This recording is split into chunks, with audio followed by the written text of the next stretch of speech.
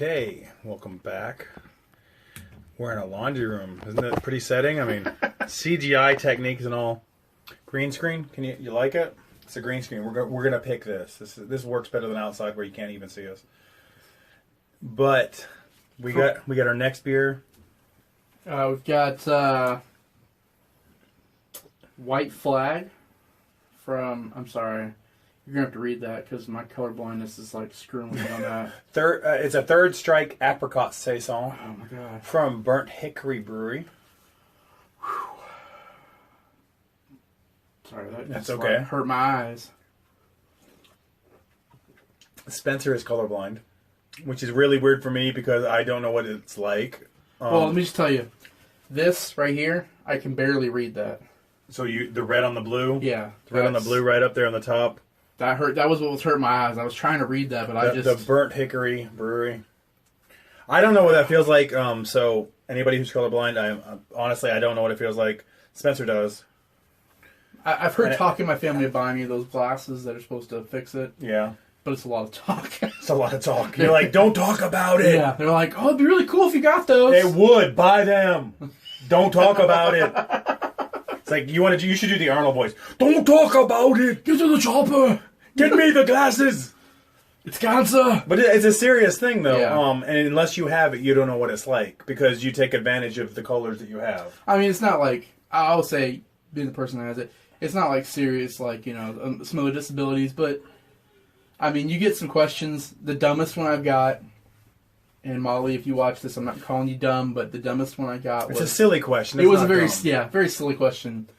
I was working at the financial institution I work at now, and I went and bought some markers for something, and she came over, and in the most serious way, she stopped me, and she goes, Spencer, if you're colorblind, how did you buy markers? And they come in a 12-pack, right? Yeah. So yeah. I was trying to be really nice because she's a really cool person, really cool. And I was like, I went to the aisle that said markers and I bought them, and she was like, "Oh, I'm sorry I asked." Oh. I mean, you could tell she was like, "Oh, did I really ask that?" But yeah. So let's see. What do you think? We didn't really get to the point of the taste. It's not a bad taste. It smells pretty good. I like it. Saisons have a unique smell. Oh, this is like the cherry ones I bought before. Those are Saisons, right? Yeah. Yeah, this is really, on my scale, I would rate this, Saisons to me are right below sours. Sours are my favorite. Sours are your favorite. This is right below it. Where I like the darks, the dunkles or whatever. I like that. Yeah. Erdinger Dunkel is my favorite. I'm going to try that again because the last time I tried it, we were at Fockers and we ordered it and we split it. Yeah. But we were already how many beers in? Yeah. Only knows. Which gets to our subject of this video. We're going to do a little backstory on us and how we met, and how we went to started hanging out and all that, and how we got to making videos. His idea. Tim's name. Tim's got the great name of TheBrewPill. I like the name. It fits. We're going to get him in some of these videos. We got to get him in here so he can be a part of it. Hopefully we're going to do the throwback videos when we recorded, How long do we record? 2.5 hours. 2.5 hours of drinking. We were trashed by the end of it. But we had fun doing it. We had like 6, 7 beers. Yeah. Plus shots of Fireball. Yeah. We won't do many shots in these videos, but... No, we're trying to keep... We like beers. Every once in a while. We do like liquor, but we got to keep ourselves a little steady. Yeah. We'll have to do a video where we do a whiskey pickle. Okay, whiskey pickle's awesome. Yeah, we'll get to or that. dirty snowballs. Dirty snowballs. We'll get to those. We'll leave it up to your imagination right now as to what those are. And you probably know what whiskey pickles or dirty snowballs, so we're not going to undercut you. Yeah. So, but anyways, a little backstory on us and how we met. So, we didn't grow up together. No. We weren't friends for life in high school. In fact, there's some age difference between us. I'm turning 47 this year. And I'm turning 32 this year. So can you do the math? Yeah. I think that's 15 years. So you're really a millennial? I am. I barely the scale, the edge, the starting edge. Yes. And I'm a Gen Xer. Yeah. So there's a Gen Y between us. Yeah. So I think I'm the edge of Gen X. I'm like at the end of Gen X. That 15 years, there's a whole generation. There's a generation, yeah.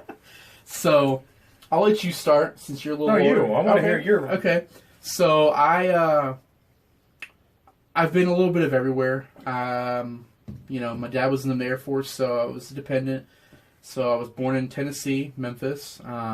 We moved from there to Albuquerque, New Mexico. From there, we moved to Lake and Heath in England. And then we moved to Wichita, Kansas, San Antonio, Texas, Bossier City, Louisiana. So you're a Johnny Cash song. Pretty much. I've been everywhere. Yeah.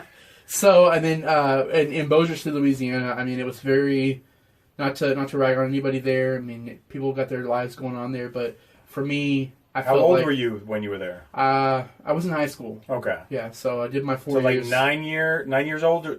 I mean, 9th grade through 12th? Yeah. Or? So you didn't graduate here? No, I graduated there, and then I was there for a year, and I realized that I wasn't really going to go anywhere there. And so my grandparents lived here. I moved here, and about a year after I moved here, I started working at the financial institution I work at now. And then I met Simon's wife, Wendy. She was working at the branch I worked at. And there was a couple times she was like, hey, you really need to come out to the bar. My husband does karaoke. And I was like, karaoke's for old people, whatever. Oh. Yeah, that's how it was. I was like, karaoke's for old people. F-bomb, whatever. So the reason I said that was because my grandparents were really into karaoke at the time. And I was like, ugh.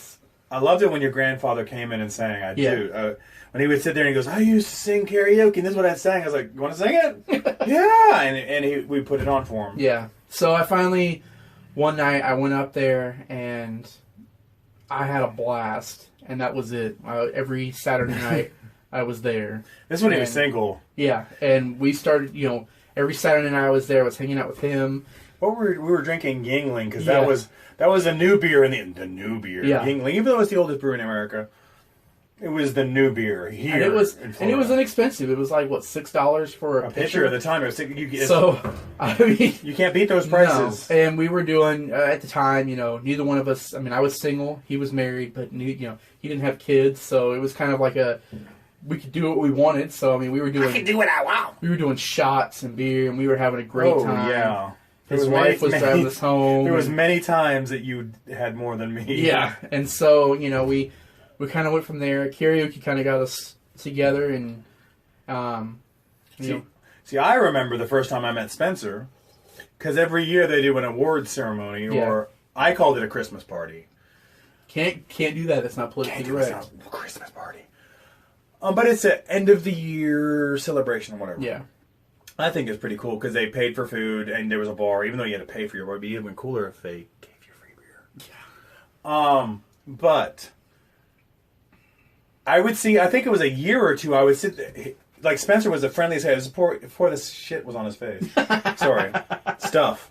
Before he was all manly. He was like a little kid. And I would sit there as a portly guy myself. I'm a big guy. And I would see another fellow big guy.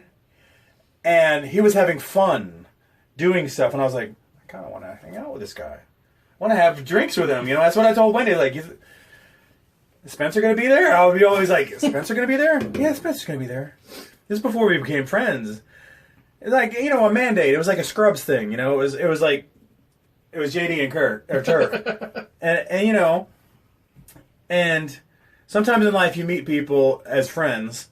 And you're like, you're going to be friends. And you're just like, can we get to the friends part? Because this is awkward. I feel like I'm stalking somebody right now. But that's how I was started. And then we were like, hey, you're going to invite Spencer? And that's when we started doing the karaoke. And he would come out. And then I was like watching him get trashed. And I'd gone through that stage in my life where I had got trashed. And I knew what the end result was. And when you get past you can't control it and you end up in the bathroom. And I was like, yeah, we gotta work with this. And there was a party that I think it was your birthday party. Yeah. And we had sushi. And they thought there was a group of people, and me and my wife were we're eating more than sushi. We're going to have appetizers. We're going to have meal. And they were like, sushi will fill you up. Next thing I know is he orders a tower of beer, Yingling. And he's like, here it is, right? And, sorry, phone. Love him. Next thing we know, we're helping him up. And that's when we're like, we got to work with this. So we ended up hanging out on weekends, and certain weekends in the karaoke. And he liked the way I sing, I liked the way he sings, so we'd sing songs together and stuff. That's what I love about karaoke. Especially if you're respectful of each other. Is you can form. I've got a brotherhood of friends that I sing with, and you got to respect each other because everyone has different vocal ranges, and you pride on giving props. Hey, you can hit that note. I can't hit that. We can do this together. Or you listen to a song, you're like, hey, dude, let's try this. Yeah. There's a lot of songs you'd never heard. I'd be like, hey, let's try this. And so we'd do it, and it was an awesome fun. And then we started drinking together, and then he got this wild idea. He wanted me to start a brewery, I think, at one point. He's like, we can do it. Still haven't given up on that. We just need investors. No, we just need to make our own. Oh, yeah. We just need Sorry, to make that was attack to anybody who wanted to invest. We just need to make our own beer, just for the out two of of house. us. That would be, yeah. and not Mr. Beer either. Actually, Yeah. go like we want to do an episode at Hopheads, which is a local place that can teach. Yeah. So props to Hopheads, if you see this anytime soon in the town we live in. But that's basically where we started, and then I love a beer, and he was like, well, maybe we should do a show. Dang it. We'll get to what that is in a later episode. And if you've ever seen Three Sheets, watch Three Sheets. Zane Lamprey. Amazing. Best job in the world. He's jealous. He hates him because you get to drink for a living. Yeah. I love you, Zane, and I named my son after you. It's a fake hate. I love It's what a you fake do. hate. You know. Yes. But that's basically the small amount of it. And this is the episode just explains this. And our love for sci-fi, our love for geekdom. We are geeks. Yeah. And it's okay to be a geek. Come out with your geek flag. Yeah. Everyone else comes out with their flags. We love you too. Guess what? We're all together in this freaking crazy world. We love beer. Just want to throw this out there. I mean, the comments section, we know sometimes there's going to be people that they're going to hate on us. Troll it. I don't care. Yeah, but I mean... Because I want to show you love. Yeah, if you got ideas, you got questions... If you want a beer, you want to drink. Yeah. If you want to be on a guest episode of our show, we'll work it out. Somehow. We are bootstrapping this thing, and we plan to... We have zero budget. Yeah. That's why we're filming. We were filming outside on this great green screen. Yeah, now we're filming technology in a laundry room, but we're gonna work it up. On a phone. The more views we get, the more subscribers we get. The like, better, share, subscribe. The more comments we get, the better it'll get. But like I said, we're gonna bootstrap this thing. We're starting out here. This will be episode, I think, 5, 6, 7, 8. I think. Yeah. As I break it down. But I mean, seriously, we're gonna hit some other things. It's not just gonna be us outside or in the laundry room. I plan on getting us out to some beer festivals, to some breweries, to Hopheads. Yeah. I also, just from this episode, I got the idea of we haven't done karaoke in forever. We're gonna do an episode. And if you subscribe to my channel, the 242nd. I might start doing a cappella versions of songs if I get the cojones. Yeah. So, we've got our friend, we mentioned him in the beginning of this video, Tim. Tim, he's still doing karaoke. He's got the setup. Maybe we'll get over to his house. We'll do some karaoke there. We'll film it. We'll throw it on there. If we might be drunk and reading Dr. Seuss books one night. Whatever. Challenges. We'll challenge each other. You got an idea? Throw it out there. You'll see it on here. Okay? All right. Thank you, and we'll see you soon.